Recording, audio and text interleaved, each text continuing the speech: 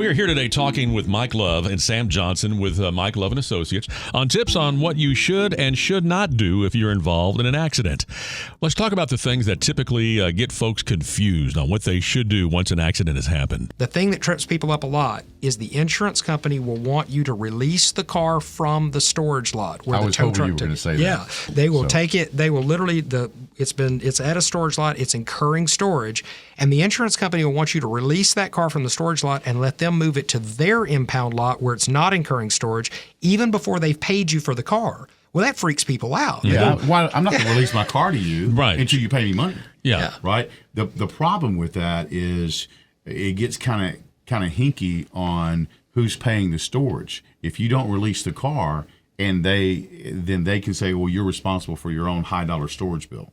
And so it's fine. Releasing the car is giving them permission to move it from the tow yard to the storage yard.